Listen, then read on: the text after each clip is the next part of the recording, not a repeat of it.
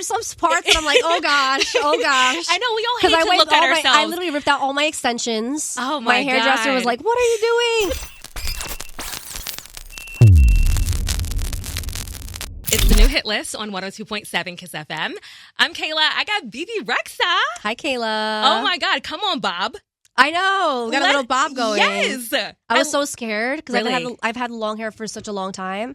And I was like, do I want to do this? Should I not? But I just feel like so much sexier with the bob. Was it like a spontaneous thing or a strategic? It was pretty spontaneous. Like, I think we were on set shooting the music videos.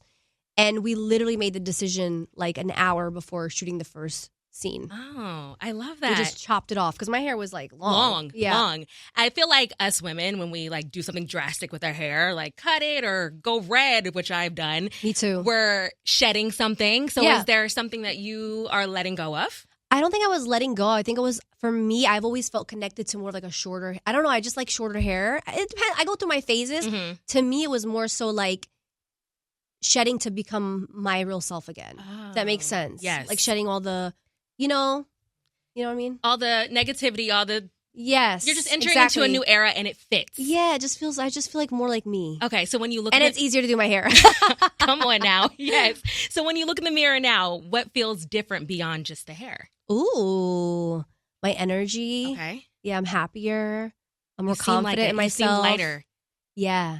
Yeah. Yeah, I am actually a little lighter. Lost some weight too. No, just kidding. I'm just playing. No. But I know. But I don't know. I'm not sure. Like I just feel like there's maybe a different spark in my eye. You can tell in your videos on social media. You can just tell as you're sitting here that I'm getting back into my bad bitch energy. Period. Let's do it.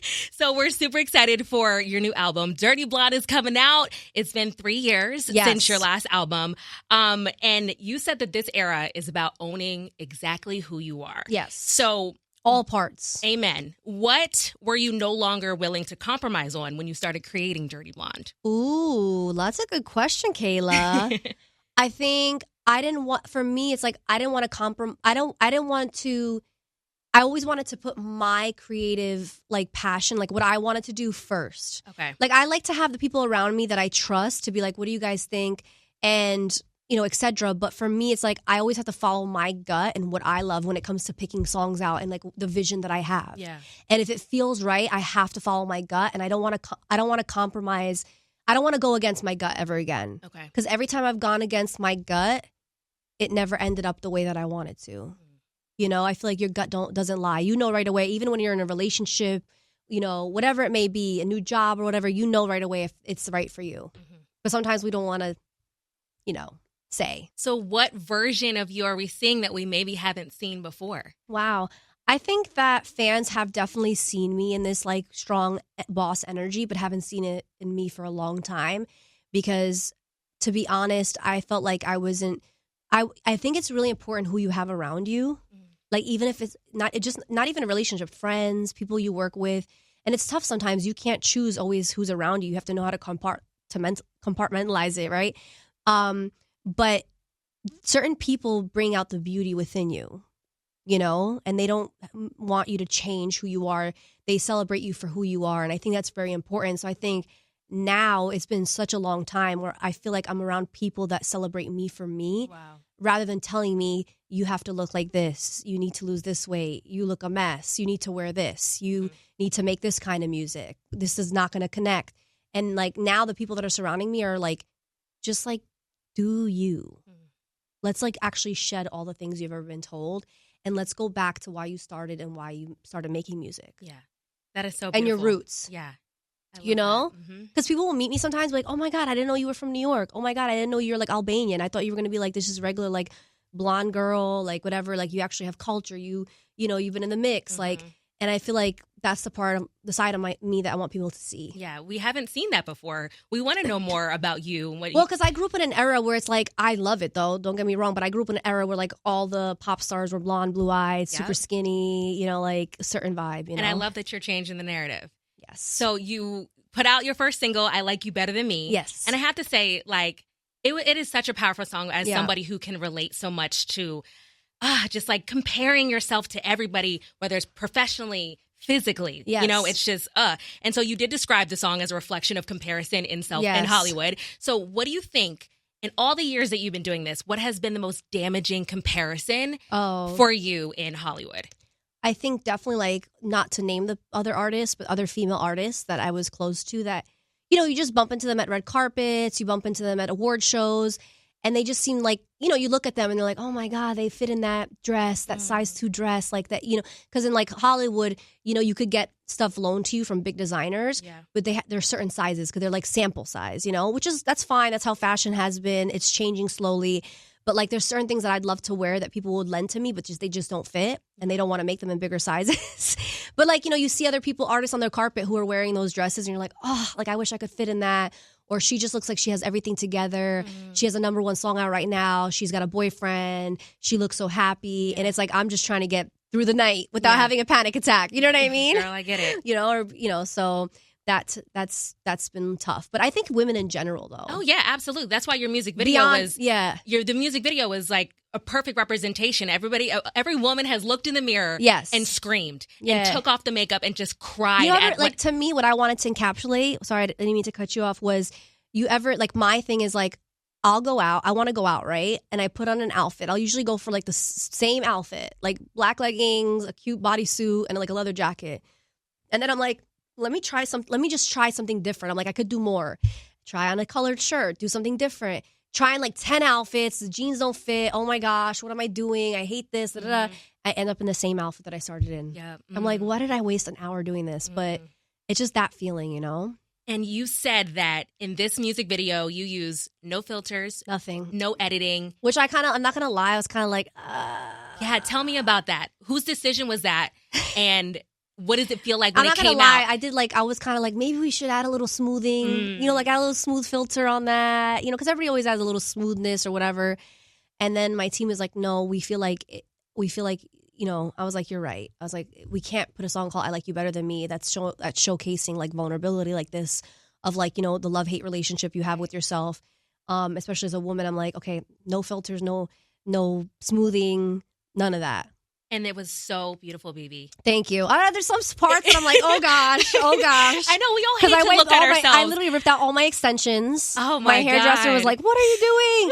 Ripped my eyelashes off, smudged my lipstick, had no more makeup at the end of the video. And I was like, oof. Oh my gosh. I don't think I've ever done a video with no like zero makeup on. I was like, oh, this is going to be interesting. I loved it. You know what it reminded me of? Side note, I don't know if you ever seen this Substance. Yes. Demi Moore. Love that. It was just like, absolutely. And again, like I said, we've all had those moments. So I get it. So when you do feel like I can't stand what you look like in the mirror, what do you do with that? How do you get yourself to get outside and go out and be in front of the cameras? Well, what I try to do, something like silly, but I'll put on like some music that I love, like hype music. Okay. I put on some hype music. I love Glorilla, so I'll have. Exactly. Like she kind of gets me in the mood. I'll play some Glorilla. Anything that like hypes me up. And I guess you have to kind of tell yourself, like, let's do this. Like, because when you start overthinking is when it gets not good. Yeah. You got to kind of like just up because you know what I say? A lot of times we look at our friends and be like, oh my God, I love your jacket. You look so beautiful today. And then I feel like we're the meanest to ourselves. Absolutely. Right? Like we're always picking ourselves apart. So we kind of have to do that. We have to kind of tell ourselves those nice things, even though it feels weird sometimes. Mm-hmm. So I try to say something like, oh, my butt looks good in this dress or whatever. Or I'm loving my eyelashes. Yeah. Sometimes it might just be my eyebrows or something, but I'll take it, Yeah. I just love that you are doing this and showing this side because, we look at social media and it's hard. You look beautiful and you would never be able to tell that you are going through anything. Of course. And especially when you read comments and stuff like that, it's tough, when you're in the public eye, but it comes with the territory and comes with the territory. Like it is, you know what I mean? Like, it is what it is. Yeah, I'm lucky to be doing what I love, You opened up about PCOS last year. And as someone who also has a very severe chronic illness, you do? I appreciated that so much. You have PCOS? I have lupus. Girl, so I feel with you. I feel it's hard. It's very hard. Especially with women. A lot of women with autoimmune diseases, actually, it's interesting, not to get too much into this, but I've been studying it. I've been actually studying with a asomatic coach. Okay. And it's like, she's very helpful. She's been like life-changing. A lot of women will go through different types of trauma in their life. And if you don't work through that trauma and help your nervous system out, it could and usually does lead to autoimmune disease. Wow. Yeah. But there hasn't been enough studies for women when it comes to endometriosis, PCOS, autoimmune diseases, because but now they're making a lot of amazing changes, but a lot of women won't know until they're ready to have kids and stuff like that, or they're having terrible period pains or like menstrual cycles, and they don't know because they think it's normal. Right. And it's sad. But now they're making a lot of big strides with that. Yeah. And for me as a girl with PCOS, there's times where it affects you, you know what I mean? Like you could gain weight so easily. You know what I mean? Like I eat one thing and I like explode, or you feel bloated or you feel tired some days. But, I think now that they're doing all this research, it's going to help a lot of women out. Yeah. I was about to ask you, because of this, how does that play a role in your career and how you see yourself and going into this new era, especially? Oh, it's really hard because, you sometimes, you don't especially if you're not understanding your body and the way your body's working, especially as a female, we're so like sensitive with our hormones and stuff like that. You're not understanding, like, I would wake up sometimes and my face would look like, in PCOS, they say it's like moon face, where your face gets really swollen. Or like, I've done red carpets before where your like bosoms get a little too big and people are like, why does she look like she's exploding or whatever? But it's just so much. It's like sometimes you feel like you're fighting your own body and it kind of gets to you, it makes you kind of depressed. But then, you have to kind of like figure out ways on how to like better your life or to cut out things that might not work for you or eat certain things and advocate for yourself. That's what I've had to do, Like my biggest thing is I'm afraid that people are not going to think that I'm capable of doing my job. Nah. So, you know what I mean? So, and I got out of that, Good, yeah. So I totally understand. But just know, like, you're not, I think for anybody who's listening, you're not the only one, everybody's going through something. It does suck though. Cause sometimes, you see that's why also going back to like, you see other people that you feel like have it all together, have the energy, are not dealing with certain things like weight issues or infertility issues. And it gets hard sometimes because you're like, why me? Yeah. But I think that you have to just take care of yourself, put yourself first, and then know that you're not the only one going through it. And that's why I think it was really important for me to open up, because then I saw a lot of women, they'll even like, I like you better than me. Like we had just put the video out, but just seeing the comments being like, oh my God, there was a girl who was like, as a thicker girl, this like makes me feel so good. Like this is just speaking to me. Or there was another girl who was like, I have an eating disorder and I can't gain weight. And like, this really speaks to me. And I feel like so many women on all the different, like on the whole spectrum of like what women are going through, no matter who you are, what you look like everybody's going through something. Yeah, and that's why it's so important for people like you who to have speak out. Such a big platform to be speaking out. Because again, just like me, I was like, oh, I can relate to having a chronic illness. I can relate to possibly having fertility issues. You know what I mean? It's hard. It's so hard. Another thing I love. Freeze those eggs, girl. Girl, I'm getting up there, so I need to eventually. All the girls out there, save your money. The best thing you could do, I'll tell for all the girls, is I know it's expensive, but freeze your eggs. Yeah. Please. Yeah, a lot of my friends are doing it right now. Another thing about you that I love is like you are not afraid to clap back. Oh, yeah. And I know one time you're like, I'm from New York. That's what I do. I love it, yeah. Does sometimes like always having to defend your body get mentally draining? Yes. I think yes, for sure. But at a certain point, you're like, I've seen it all. Like, there's nothing that you can tell me that I haven't told myself, which is kind of sad. But also, like, at a certain point, you're kind of like, what else you got? Yeah, like, what else you're going to say? You know what I mean? There's nothing you could say to me that'll hurt my feelings. You know what I mean? At this point, it's like I've read it all, seen it all. And it's fun to clap back sometimes. It sure is. Some people are like, I got a mouth on like, me too, girl. Me too. Like, if I'm, especially like, if I'm like having like a day, sometimes I'll wake up and I'm like, catch me on the wrong day. Yeah, I'm like, I'm jumping on Twitter right now or X, whatever. I'm like, I'm jumping on right now. Let's go. Who's gonna get on my nerves today? I got time, okay? Yeah. So if the song "I Like Me Better" represents insecurity, is there a song on the album that is the opposite that we can look forward to? Yeah, I don't think I can say that. It's called "Sugar Honey Iced Tea." Okay. If sugar, honey, iced tea. I'm the sugar honey iced tea. You could spell it out. Absolutely, I got it. But it's about feeling like, it was funny when I started this album. It was like kind of trying to feel something. Then I got into like the vulnerable songs, and then I got into this era of being like, you know what? I am that girl. I've been that girl. And that song is so fun to me because it's just like it's like you want to listen to it before you go out. You're just feeling yourself. It's such a fun record. So is this album going to take us like on a journey? You yeah. kind of just said it basically. So we're going to kind of hear your voice change as you start loving yourself more? Yes. So basically, like when I started, the album was just a dance album. It was straight up dance. And then after like I had done 7-8 songs, I'm like, I kind of hit a wall because it's like, how much, like, what could you say? Like, you could say a lot, but like, what could you possibly say at songs that are like at 130 BPM? They're like, boom, boom, boom. It's like, and then I was like, I feel like I gotta like kind of rewind here because I'm like, I feel like there's so much I want to say, but I can't say it on this type of album. So I was like, you know what? We'll have some dance songs, we'll have some vulnerable songs, and then we'll have some rhythmic songs. I was like, I just want to do what I want to do and just make like a fun pop album. You put out this super dirty cut, which is like a mashup of all 13 songs. And from what I could hear, we are getting a bunch of different rhythms and also bringing us back to like the 2016 house party vibe. Yes, exactly. So, I wanted to get in like with this album, like I work with Guetta. I have a song with DJ Snake, but then I also love what Hit Boy did with Travis Scott on Sicko Mode. Okay. So I wanted to get in with him. So I got in with the switch up. Yeah, so I got in with Hit Boy. That was so fun. We're working on some really cool remixes. So I wanted to hit all the things that I've ever been in my career. Because when I started out in New York City, all the producers that were in New York were only hip hop producers. All the pop producers had been in LA, and I was still living in New York. I didn't have the money to like fly myself to LA yet. So I was always writing on hip hop beats. Okay. So that was always kind of a part of my story.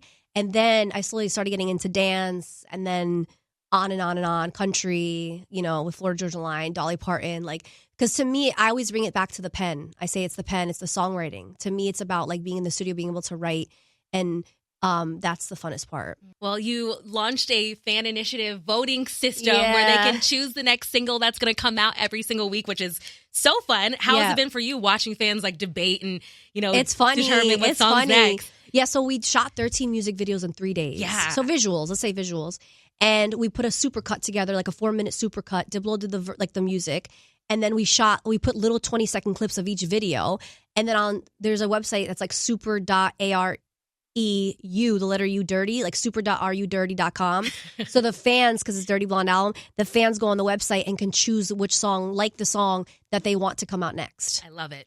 Because it's like let the fans like, I mean, something that we haven't really seen before. It's never been done before. No. So it's a non-traditional approach, which I think is so much fun, and that's what music should be about. Because I feel like we've been all stuck in this box of like this traditional. It's like boring. So every single song is going to eventually come out before the whole thing. With a visual. Before the whole thing drops. Absolutely. Okay. So when June comes, when the album comes, are there going to be any surprises on the album that we can look forward to? Yes, we have some really cool, because I think we put some stuff out and people have been noticing it and like kind of being like, oh, so people have been hitting me up for like remixes or like jumping on songs. It's cool. Yeah. We are so excited, Bebe. Yeah. I'm excited for this era. Thank you, seem excited about it. You seem like you believe it, so we believe in it. Okay, and good. We're excited for it to come out.